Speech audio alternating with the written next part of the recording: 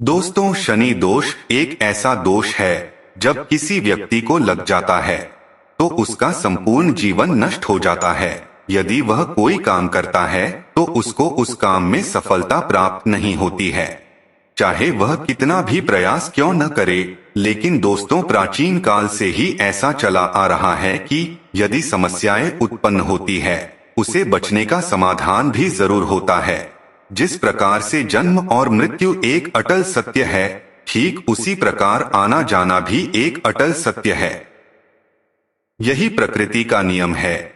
लेकिन कभी कभी ऐसी समस्याएं उत्पन्न हो जाती है जिसका तोड़ हर किसी के पास नहीं होता है। जैसे मान लिया जाए कि कोई व्यक्ति शिक्षा प्राप्त करना चाहता है लेकिन बिना गुरु के संपूर्ण ज्ञान नहीं प्राप्त कर पाता है।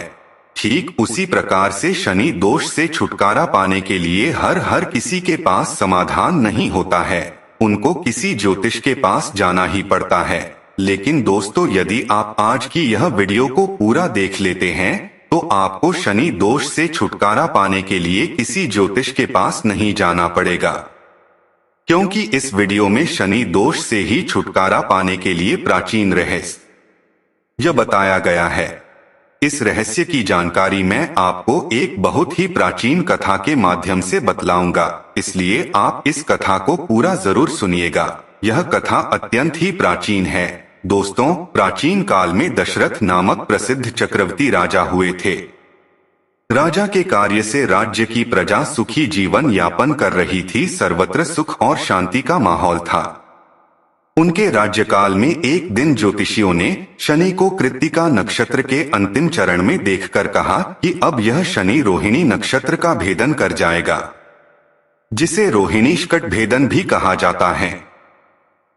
शनि का रोहिणी में जाना देवता और असुर दोनों ही के लिए कष्टकारी और भय प्रदान करने वाला है तथा रोहिणी शकट भेदन से 12 वर्ष तक अत्यंत दुखदायी अकाल पड़ता है। ज्योतिषियों की यह बात जब राजा ने सुनी तथा इस बात से अपने प्रजा की व्याकुलता देखकर राजा दशरथ वशिष्ठ ऋषि तथा प्रमुख ब्राह्मणों से कहने लगे, हे ब्राह्मणों, इस समस्या का कोई समाधान शीघ्र ही मुझे बताइए। इस पर वशिष्ठ जी कहने लगे, शनि के रोहिणी नक्षत्र में भेदन होने से प्रजाजन सुखी कैसे रह सकते हैं। इस योग के दुष्प्रभाव से तो ब्रह्मा एवं इंद्रादिक देवता भी रक्षा करने में असमर्थ हैं। वशिष्ठ जी के वचन सुनकर राजा सोचने लगे कि यदि वे इस संकट की घड़ी को न टाल सके तो उन्हें कायर कहा जाएगा। अतः राजा विचार करके साहस बटोरकर दिव्य धनुष तथा दिव्य आयुधों से युक्त होकर अपने रथ को तेज गति से चलाते हुए चंद्रमा से भी 3 लाख योजन ऊपर नक्षत्र मंडल में ले गए।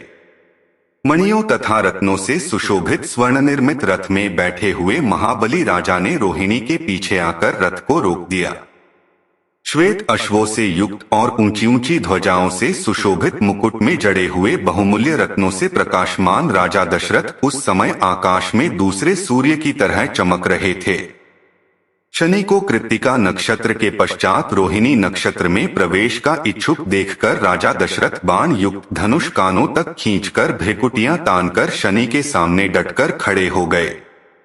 अपने सामने देवसुरों के संहारक अस्त्रों से युक्त दशरथ को खड़ा देखकर शनि थोड़ा डर गए और हंसते हुए राजा से कहने लगे, हे राजेंद्र, तुम्हारे जैसा पुरुषार्थ मैंने किसी में नहीं देखा, क्योंकि देवता, असुर, मनुष्य, सिद्ध, विद्याधर और सर्प जाति के जीव मेरे देखने मात्र से ही भयग्रस्त हो जाते हैं। हे राजेंद्र, मैं तुम्हारी तपस्या और पुरुषार्थ से अत्यंत प्रसन्न हूं। अतः हे रघुनंदन, जो तुम्हारी इच्छा हो वर मांग लो, मैं तुम्हें दूंगा, राजा दशरथ जी कहते हैं।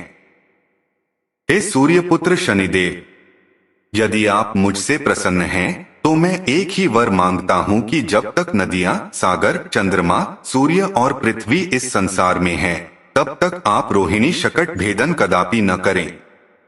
मैं केवल यही वर मांगता हूं और मेरी कोई इच्छा नहीं है। ऐसा वर मांगने पर शनि ने एवंस्तु कहकर वर दे दिया। इस प्रकार शनि से वर प्राप्त करके राजा दशरथ अपने को धन्य समझने लगे। शनि देव बोले, मैं तुमसे बहुत ही प्रसन्न हूँ, तुम और भी वर मांग लो।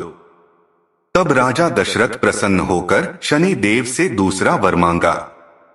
शनि देव कहने लगे, हे दशरथ, तुम निर्भय रहो। 12 वर्ष तक तुम्हारे राज्य में कोई भी अकाल नहीं पड़ेगा।